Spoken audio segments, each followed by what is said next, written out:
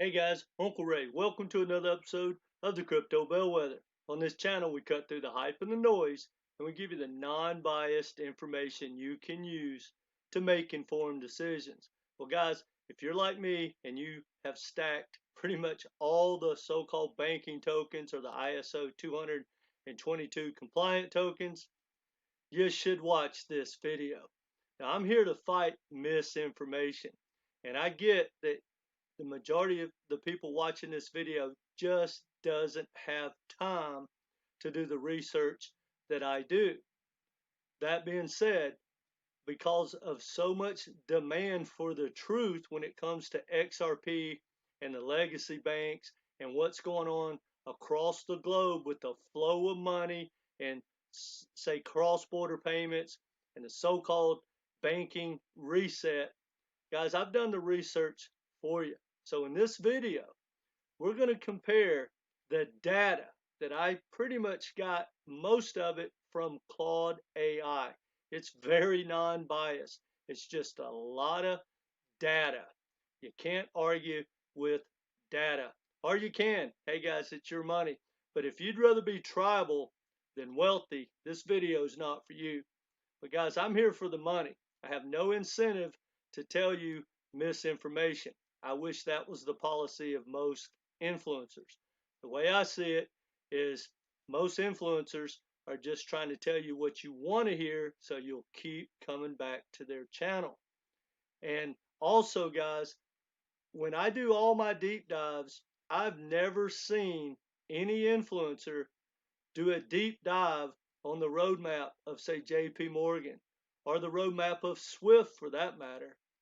And so I'm going to kind of go across the board, but in this video, we're going to compare the data from Ripple, FIS Global, and JPMorgan.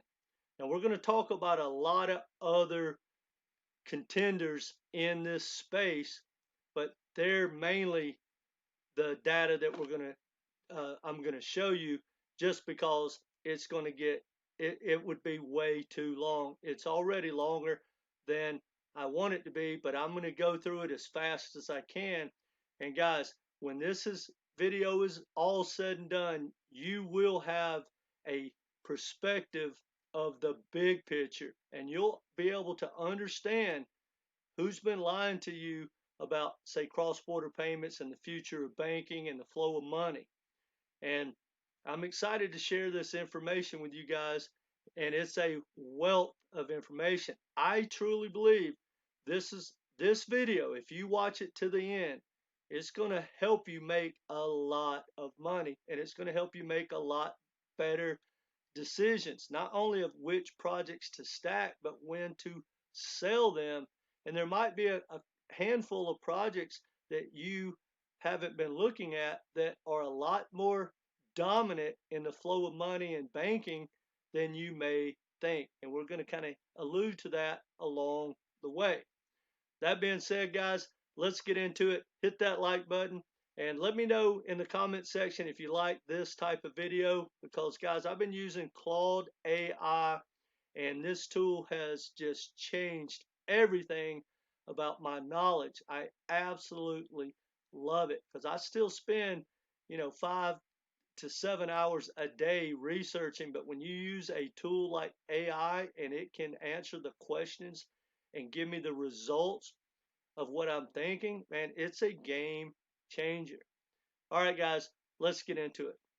Now, I'm just going to go briefly through some of the things you're probably not aware of the legacy banks and some of the biggest players on the planet.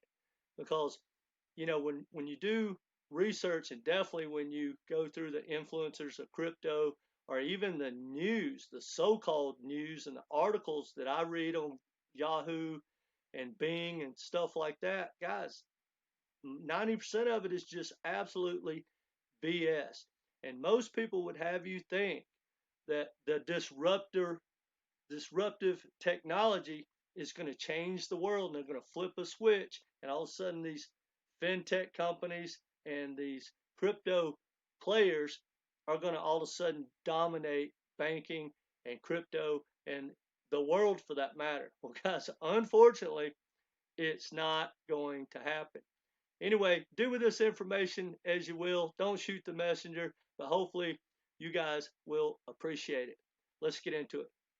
Now, Citibank, for instance, has just built the Citi Coin, a digital currency for cross-border payments. They are also using blockchain for trade finance. Goldman Sachs has created its own private cryptocurrencies for settlements and has partnered with multiple blockchain companies. Wells Fargo uses an internal ledger for interbank settlements and cross-border transfers. HBSC has tested several blockchain trade finance platforms to improve efficiency. Guys, we're not even going to really talk about SWIFT or MoneyGram or FedNow or all these other major players that are trying, Visa, that are trying to, take over payments as well. But guys, this is proof that unfortunately the future of Web3 and blockchain and DeFi and pretty much everything is going to be dominated by the legacy banks, Wall Street, and the governments. Bitcoin and its ecosystem is our only hope for anything to do with them not controlling, for whatever that's worth. And guys, I don't like it either.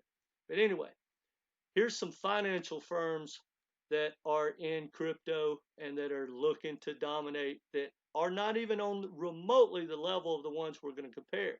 But Visa has just launched a business-to-business connect for cross-border payments based on Hyperledger Fabric. No token involved, guys. And I've been following Hyperledger Fabric for a long time, but it's the ledger they're using.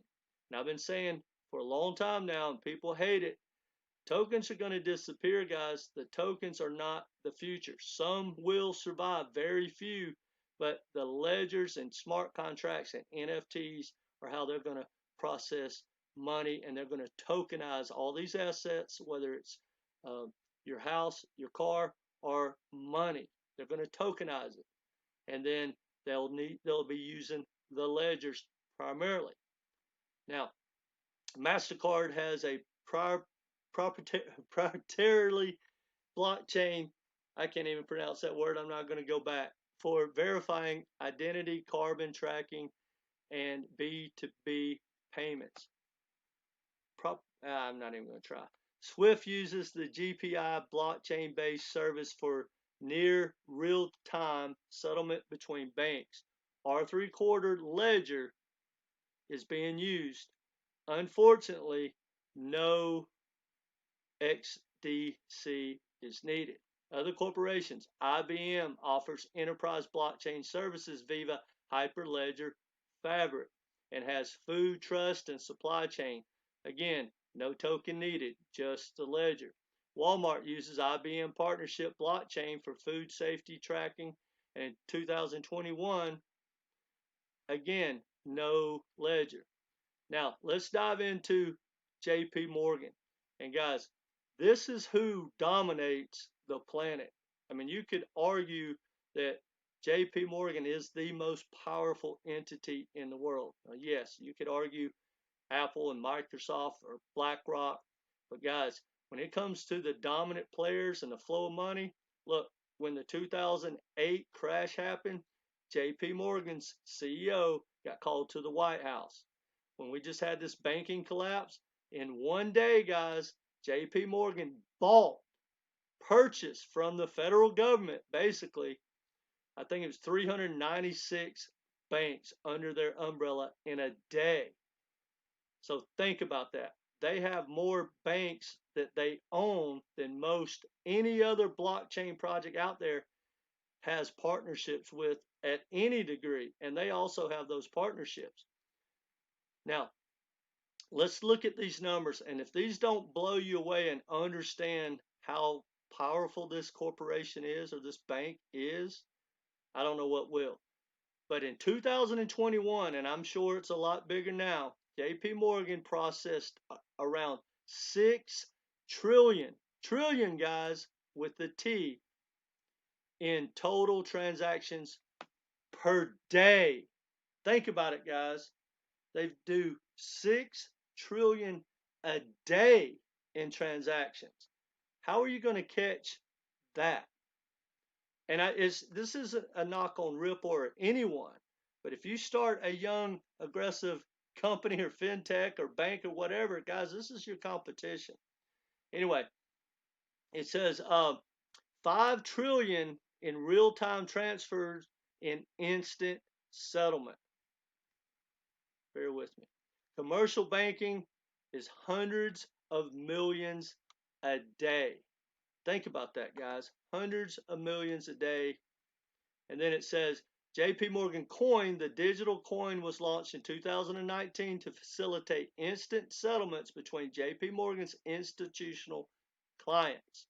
The bank has not disclosed daily transaction. Then you got Link, LIIN, has launched Payment Data Network, and it's built on blockchain technology. No transaction volume available. Onyx, JPMorgan's blockchain platform for payments and other applications. Daily on-chain transactions haven't been disclosed either.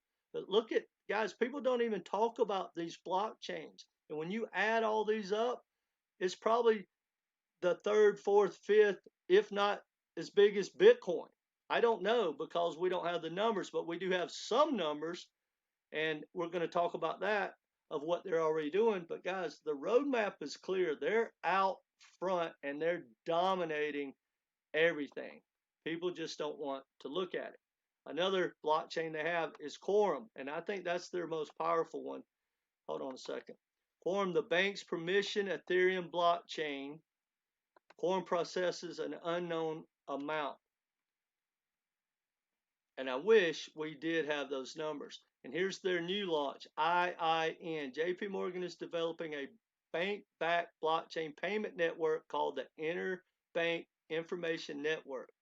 Transactional data has not been published, but JPMorgan is launching a deposit token for cross-border payment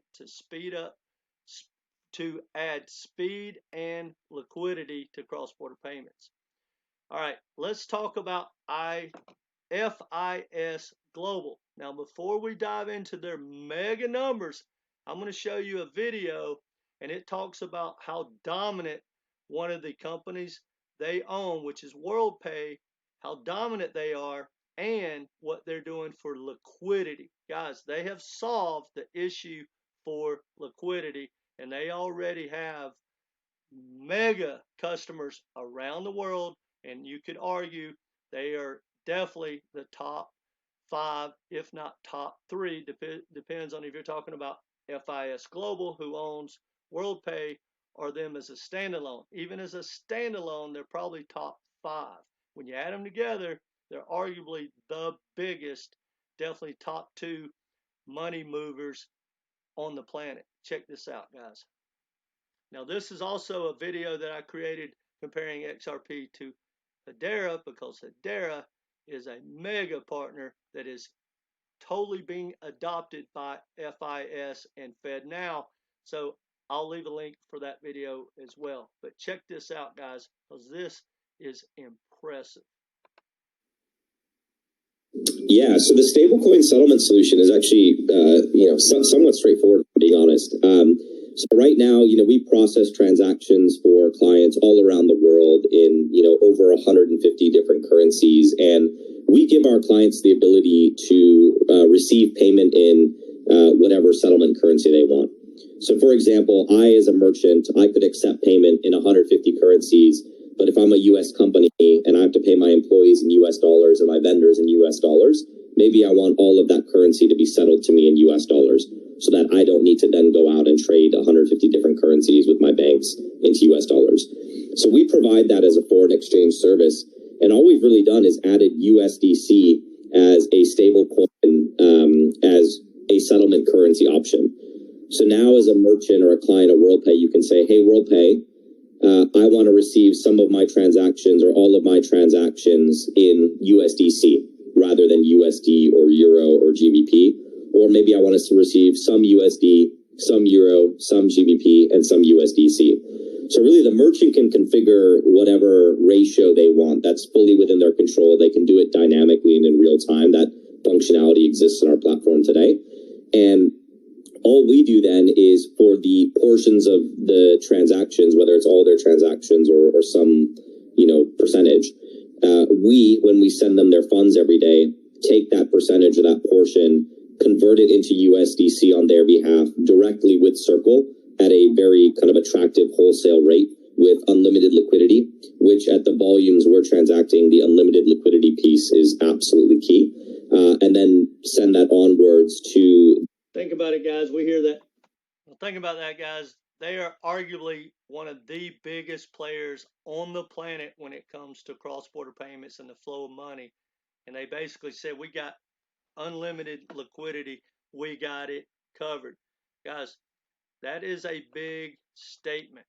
And here's the thing. They already got the customers, guys, for whatever that's worth. They're not trying to go build and change the world. They're just changing their technology, implementing what the future has for them. So when they call their customers, the customers aren't even looking for it. They just say, hey, we have this new service. They don't care if it's blockchain or whatever it is. It's like, look, we're bigger, faster, cheaper. Okay, let's keep going. And that's what's going to happen, guys, with these legacy banks and SWIFT and Visa. Nothing's going to change. They're going to keep their dominance. And I believe from what I'm seeing, because they have so much money and so many customers, their lion's share is going to get bigger and bigger. And I don't like seeing it because the control and the gap between, a normal corporation that maybe does 50, 100 million, something like that, and these mega corporations, it's just going to get bigger and bigger. I hate to see it, but unfortunately, guys, that's the world we live in. And if you're watching this, hopefully you're here to capitalize on that knowledge. Hey, we can't fight it, but we can stack our pennies close to their dollars and hopefully front run everything they're doing. Now, let me hit you with some numbers with FIS Global, who owns WorldPay. FIS facilitates the transfer of over $9 trillion in payments each day. That's bigger than JPMorgan, guys. Now, that includes 75 billion digital payment transactions annually. FIS processes debit card or debit, credit, and electric bill payments and person-to-person transactions. Its real-time payment solution, PayNet, handles over 100 million transactions per day. That's a whole different division, guys. In 2021, and I know it's bigger now, FIS processed 700 million Zelle P2P payments worth over 490 billion. Zelle will be doing cross-border payments, Cash App, Venmo, and PayPal too. Think about that, guys. We're not even talking about them, but they're all moving into this technology. And I think of it just like Mr. Wonderful on the Shark Tank said. He goes, guys, this is just technology companies. Think of all this as small upstart technology companies. Well, now the big boys are coming after them. And quite frankly, guys, the SEC has been weaponized, and I hate it. I hate what I see every day. But I think the whole reason this court case with Ripple has been going on so long, and it's all there to buy time. Well, it doesn't matter what the outcome is anymore, in my opinion. The damage has been done. They already have, basically captured and maintained the lion's share for everything of the future of crypto and Web3 and banking and definitely the flow of money. And their technology is actually moving forward. A lot of the technology that we think is cutting edge today is already obsolete. We just don't know. I truly believe blockchain may already be obsolete, and I think blockchain might just be a stepping stone. Now, that may be 10, 15, 20 years from now, but the technology like Venmo and PayPal, I don't know how it works, but there's no blockchain and there's no token needed for whatever that's worth. Now, that part is my opinion. but it's based on a lot of what I've seen. Now, FIS provides, now think about this statement right here, guys, and this is a fact. This came from Claude. I didn't make it up. FIS provides 95% of the U.S. core processing capacity across thousands of banks. How are you going to catch up and beat a company like this, guys? The wire transfer network processes 7 trillion in high value payments per year. FIS moved over 60 trillion in wholesale payments in 2021. Think about that, guys. They moved over $60 trillion in wholesale payments. FIS Global is slated to be one of the largest FedNow partners. And for whatever it's worth, HBAR has, and Hedera has a big partnership with FIS Global, and they are adopting the technology for whatever that's worth. And we'll talk about that a little bit at the end. Now, FIS Global owns WorldPay, which processes over 40 billion transactions annually. That's the one in the video, worth over 1.7 trillion. Guys, that's just one of their divisions. It provides services in 126 countries, which I believe he mentioned, and across 126 currencies and across 146 countries. How you going to catch that, guys? And I'm not ragging on Ripple or XRP, but they're talking about, wow, we just opened a new corridor. Think about it, guys. They don't have to open anything. They have them set up. Now, WorldPay has over 1 million merchant customers. Think about it, guys.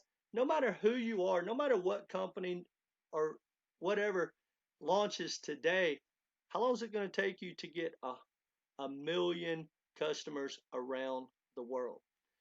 For cross-border e-commerce, specifically, WorldPay processes payments in 200 plus markets as of 2021. It's probably more in 2022 and 2023. Now, again, guys, I think Ripple is an amazing startup, and it's young, right? And I think they're going to go public, and when that IPO launches, Wall Street is going to love Ripple. I think for sure they're going to be a Fortune 500 company, but I really think 10, 15, 20 years from now, they'll be a Fortune 100 corporation. But there's no catching the JPMorgans of the world, especially like for me, when I invest bull run to bull run. Quite frankly, I won't be around when Ripple becomes a world beater in 25, 30, 40 years. Hopefully I'll be close, but that's not why I'm investing. This is crypto, guys, and I feel sorry for anyone that is trying to invest 2, 3 bull runs from now. I hope you're a young person, and I hope you have a lot of risk tolerance, because this technology is changing so fast, and 98% of all the tokens and projects that we're talking about today, I have no doubt they will not exist in 10 years, and it may be in 10 minutes. I don't know. All right, here's the Ripple numbers. Now, I want you to really compare these guys, and again, it's no slam on Ripple. It's a great corporation, but let's talk about, I mean, these numbers are minute, guys. They're minute. They're not even a percent of these corporations, not even 1%. Now, Ripple claimed to process around 2 to 4 billion in cross-border payments per month across multiple networks. Now, think about that, guys. 2 to 4, and that, hey, that's nothing to sneeze about. But when JPMorgan and FIS is doing 6 trillion a day, 2 to 4 billion, man, it's minute, guys. I hate to say that. Anyway, this would equate to an estimated daily transaction volume of 66 million to 133 million. Guys, that's great growth for a small company. Ripple last reported facilitating 2.4 billion in payments, but did not give a time frame. So we don't know if that was this year, last year, or 18 months, or what it was. still a good number. In 2019, and I couldn't get the numbers. I don't know why Claude couldn't get the numbers, but I would like more current numbers, but it doesn't matter. Double them, triple them, doesn't matter. In 2019, Ripple said payment transactions on RippleNet doubled from 4 billion to 8 billion. That's impressive, guys. But even if they double like that every quarter from here on out, they're not even in the game with the major players, not even in the ballpark. Now, in 2018, they reported an estimate facilitated 180 million in payments per day through growth, though the growth may have increased. Well, that didn't sound right. Sorry about that bullet point. But anyway, in 2017, Ripple estimated its network was handling transactions worth 11 million. I know that's old data. That's actually real old data, and I didn't realize that was on there. But double it, triple it, guys. It doesn't matter. Quadruple it. Anyway, much of Ripple's volume comes from XRapid and XCurrent transactions do not utilize XRP. So anyway, guys, so while the exact, this is what Claude said. So while the exact daily volumes are unclear, it seems Ripple currently facilitates somewhere in the range of 100 million to a low billion worth of payments per day. That's impressive, based on periodic reported figures. This remains a fraction of the overall global cross-border payments and significantly less than the trillions in transactional flow processed by major banks like JPMorgan does daily. Guys, this is an independent AI saying this. But Ripple's volume does appear to be steadily increasing over recent years as its network expands. Now, guys, if you understand that roughly 75%, and some people say it's a lot higher, of Ripple's customers only use ODL. That means basically that don't use ODL. So only 25% at best of all of Ripple's customers use ODL. Now, that being said, out of that group, not one customer and not one bank own or buy XRP. They use Ripple's supply. So I want everyone to understand that. Now, that being said, guys, if y'all want to hate on this video or hate on my information, go ahead, but hit me with some facts. You know, I hear people all the time say, I don't know where you get your information. I get it straight from the source, guys, or I get it from AI. I've been to all the websites of the major players like JPMorgan, and I've read their roadmap and their papers. I've listened to their podcasts just like I do all the other blockchain founders and stuff like that. I'm knee deep in all of it. But that's the difference, guys. In my opinion, if you want to invest, if you take your money serious like I do, you need to get the big picture of who's the competition, guys. Look, it's not Ripple trying to fight it out with XLM or HBAR at all. If you add all of them together, guys, they still won't equal a JP Morgan. And I say that with love. I plan on making money on all those projects. But I just want you to understand what we're dealing with, and the future of crypto and Web3 is nothing like what I thought it was a year and a half ago, for whatever that's worth. Now, the biggest points, guys, I tried to convey in this video is no matter who the competitor is, the banks like JP Morgan and the large fintech companies already have the customers, guys. They're just applying this technology. So it's going to be almost impossible for anyone to catch them. And in my opinion, that so-called banking reset and the disruptive, the flip the switch, guys, nothing's going to change except their dominance and their control is going to go up. There's no new fintech company. There's no new player going to jump up. There's no new Ripple or anyone that's going to jump up and change the game of any significance. at all. Now, the good news is, in my opinion, they're all going to get their share because they're going to fill in the gaps with the interoperability. They're going to onboard between, FedNow and SWIFT and things like that. So I think they're going to do great, but you got to understand where they play a role, and it's not to take over banking. I hate to say that. Now, point two is that the banking tokens and the ISO20022 compliant tokens will do well, and again, they'll fill in the gaps. And in my opinion, they're definitely going to get their share. Now, I'm almost finished, guys, so stay with me. Now, the third point was that there are a lot of projects that are proven to be getting their share. Because one thing that drives me insane, guys, when I do my research is that people start to link. What I've noticed from influencers or any news, I don't care what news it comes out, let's say about banking, all of a sudden everyone will start making videos that, wow, this is bullish, Visa's doing this. And then when you dig into it, it has nothing to do with XRP, but they'll tell you, well, XRP has the best technology, Ripple does this. But guys, when you dig into it, they actually do, just like Visa, and I'm doing a video on this. Visa's news that just came out, they have partnerships directly with like Link and Polygon. Believe it or not, Polygon is going to be a player when it comes to the flow of money and tokenized assets.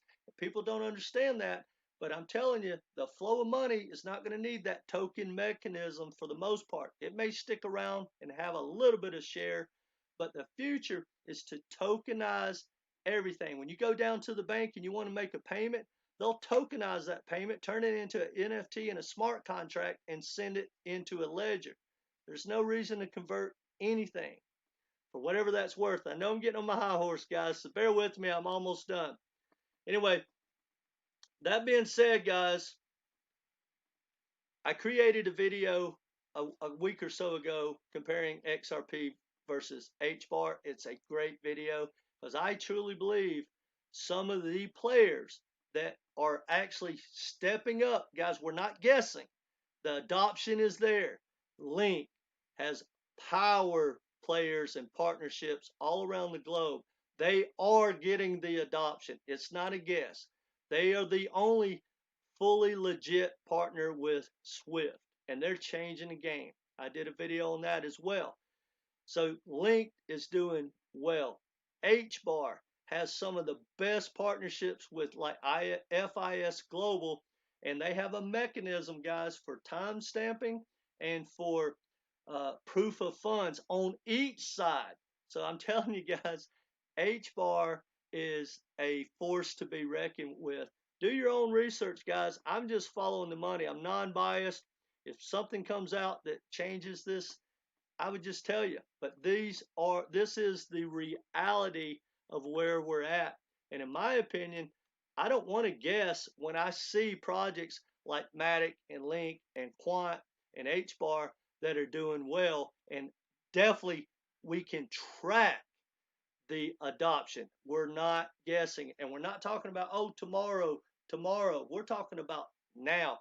Guys, just like when I do my coaching, I highly recommend people invest bull run to bull run. Outside of Bitcoin, I will not own another token at the end of the next bull run. I'll never sell my Bitcoin, at least that's the plan. But guys, the way this technology is changing, and I see it every day, any project could go disappear tomorrow. Definitely tokens for payments. They're not going to be needed. They may stick around somehow, a few of them. But even without that, the regulation could kill Ethereum tomorrow, just like they're trying to kill Binance. If the SEC can shut down Binance and happen to shut down Ethereum, the only thing left would be Wall Street and the BlackRocks of the world, because me and you would be gone and we would be wrecked. And guys, wouldn't shock me at all. The only point I'm saying about that, guys, I'm extremely bullish.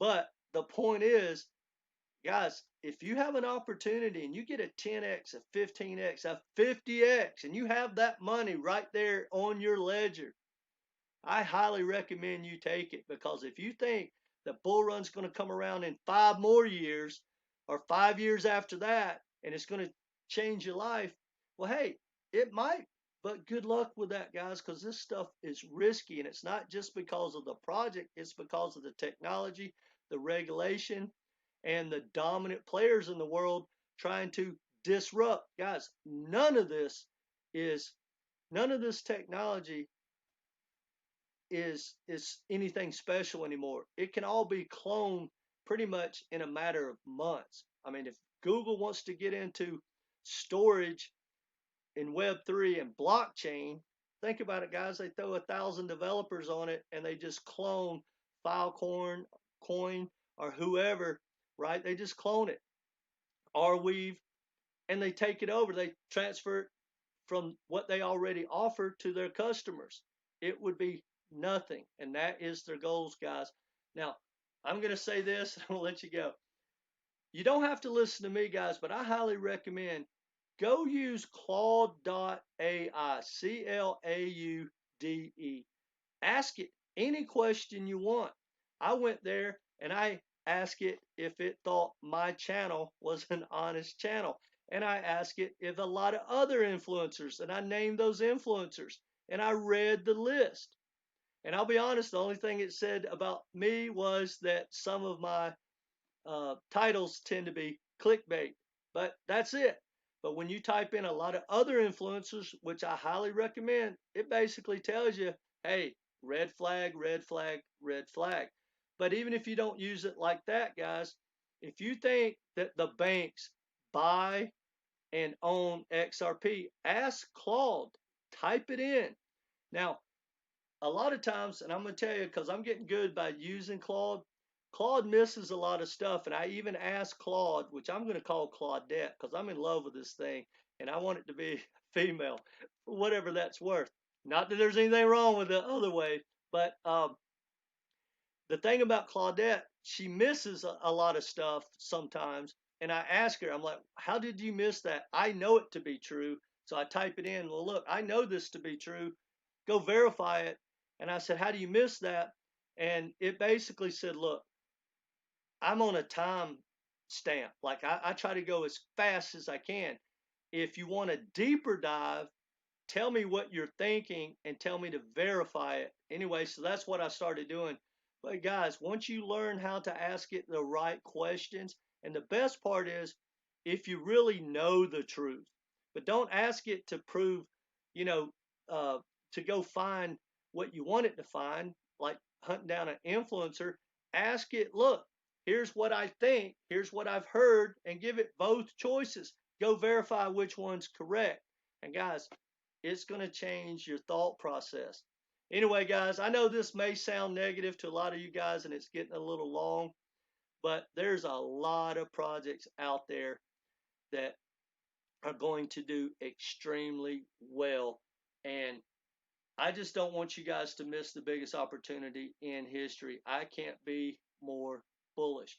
Now, I'm going to leave a link to a couple of videos down below. And at the end of this video, you should watch them, guys. One's of the XRP versus HBAR, and the other one is on tokenomics. Guys, it will help you a lot. That being said, I'm going to stop rambling. Please, guys, let me know in the comments section what you think. If you like these type videos, let me know. I'll make more. I love this new technology. It just is changing the game about the knowledge because I have someone that I can ask questions to, and it's literally like having the smartest people on the planet across from you answering your questions. And when Claude comes back with some of the technical answers that I just don't understand, I can break it down and say, break it down to a fifth grader, break it down even more. And Claude just simplifies it and simplifies it. And as far as I know, Claude doesn't lie to me. He's non-biased, and I love that. All right, guys. Again, this is go time, guys. I tell all my clients that I coach, pay attention. Do not get out of crypto. I'm not going to tell you to stack or not stack, but it's go time, guys. Every day that we get closer to the halving, it gets better and better. And if you're like me, you wake up in the morning, I hit my account, I want it to go down. I want HBAR to drop to 2 cents. I want Caspa to collapse. I want Jasmine to get wrecked. I want Quant to go back down to $40. That's what you should be wanting, guys. It's all, look, buy low, sell high, change your future. Don't FOMO in when this stuff starts to run. Hopefully, if you stacked a lot of bags last year. We've been in a bear market, guys, but do not FOMO in right now or when it starts to move. I personally think, and not financial advice, then I'm going to let you go. Anyone that stacks pretty much any project like a HBAR under 5 cents or where Bitcoin is or Ethereum is, if you start dollar cost averaging in right here, you're going to be fine. You're not going to be upset that, in the next bull run. From here down is a good place. For me, I think we have capitulation going. I think Bitcoin is going to go at least test 20 grand, if not go test its lows. And as far as these altcoins like HBAR and Algorand and Gala and a lot of projects, they're already making new lows, guys. So let them bleed and get to stacking after that. All right, guys, that's all I got. Don't shoot the messenger, but let me know what you think in the comment section. Hit that like button, share with like-minded people, and no matter what, come back and be part of this community because we're going to capitalize on what's coming down the pipe. Again, I know this sounds negative, but I can't be more bullish. But you got to understand what the big picture is. There's no such thing as too much knowledge. Take care, guys.